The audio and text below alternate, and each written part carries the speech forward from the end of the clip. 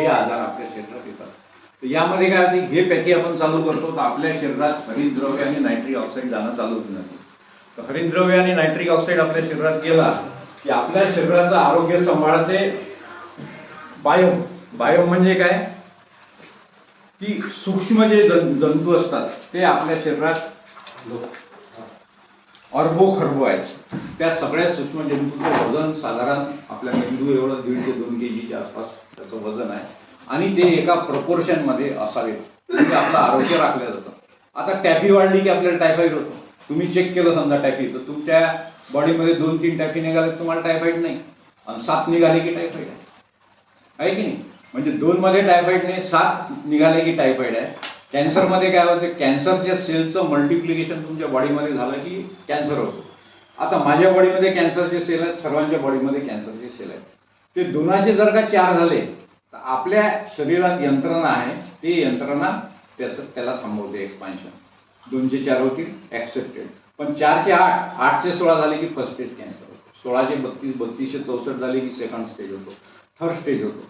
म्हणजे काय होते की शरीराची जी इम्युनिटी आहे ते इम्युनिटी गेल्यानंतरच तुम्हाला कॅन्सर होईल. तसा तुम्हाला कॅन्सर होणं कदापि शक्य नाही, कारण तुमच्या शरीरात ऑलरेडी कॅन्सरचे जंतू आहेत, म्हणजे कॅन्सरचे जीवाणू आहेत.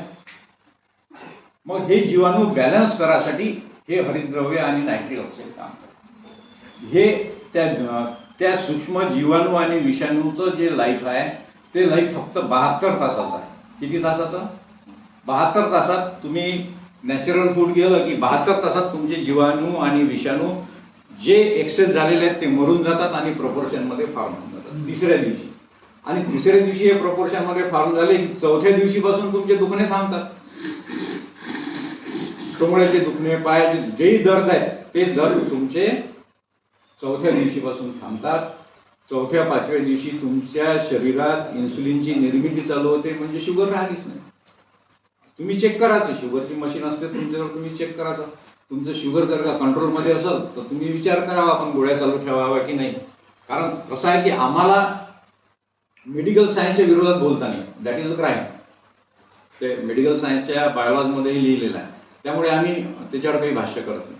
इथून ते योग्य आहे की अयोग्य आहे हे आम्ही बोलू शकत नाही. पण तुम्ही तुमचं तपासू शकता. जर का तुमच्या शरीरामध्ये ब्लॉकेजेस निघाले नाही तर तुम्हाला ब्लॉकेजच्या गोळ्या घ्यायचं काम आहे का? हे तुमचा फॅमिली डॉक्टर सांगते तुम्हाला. तो फक्त विश्वासू असावा, सुपर स्पेशालिटी हॉस्पिटलचा नसावा. तसंही म्हणायचं नाही आपल्याला. काही सुपर स्पेशालिटी हॉस्पिटलला डॉक्टर हे सॅलरीवर असतात आणि सुपर स्पेशालिटी हॉस्पिटलचा जो मेन आहे संचालक चालवणारा तो धनाढ्य माणूस आहे. तर त्यामुळे इथे आपण थोडासा विचार करावा. तुम्ही तुमच्या फॅमिली डॉक्टरचा जो तुमच्याशी अतिशय क्लोज डॉक्टर आहे त्याचा सल्ला याबाबत. आणि असे अनुभव आम्हाला आलेले आहेत की आम्ही 5 वर्षापासून तनमन धनाने त्यात का काम करून राहिलो. चुकीच्या गोष्टीच्या मागं जया आणि मी तर जाणार नाही. ते जवळपास आमचं अंतर्मन आम्हाला सांगते, बाकीचं कोणी काही समजो. तर आता आम्ही आमचं उरलेलं लाईफ या गोष्टीला समर्पित त्याच्यासाठी करून राहिलो की यामध्ये सत्यता आहे, यामध्ये रिझल्ट आहेत. आज 3000 लोकांचे जयाला फोन येतात पूर्ण, किंवा आमचं हे रिकवर झालं, ते रिकवर झालं, रडतात लोक. एक तर शिक्षक आहेत, त्यांचा फुफ्फुसाचा प्रॉब्लेम सहसा अनरिकव्हरेबल म्हटलेला आहे. पण त्याचं फुफ्फुसाचं इन्फेक्शन गेलं, 10 वर्षे गेली त्या माणसाला. फुफ्फुसाचं इन्फेक्शन गेलं, त्यांना दम लागणं बंद झाला. ते येतात शिबिरात, 5-7 हजार रुपयाचं काही फूडमध्ये देतात जे योग्य आहे ते. 2 दिवस शिबिर अटेंड करतात आणि जातात. आणि रडत त्यांचा अनुभव सांगा. गवळीचं पण सांगा थोडं.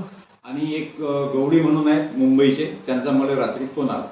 मग ते खूप एकदम खराब मनस्थितीत होते. म्हणजे काळे साहेब आता मी काय करू. म्हटलं तुमच्यात थोडीशी जरी हिंमत असेल तर तुम्ही हा प्रसंग टाळा, फक्त टाळा. दुसरं काही करू नका, फक्त टाळा हा प्रसंग. त्यांना इमिजिएट हॉस्पिटलायझेशन सांगितलं होतं, ब्लॉकेजेस जास्त नाही.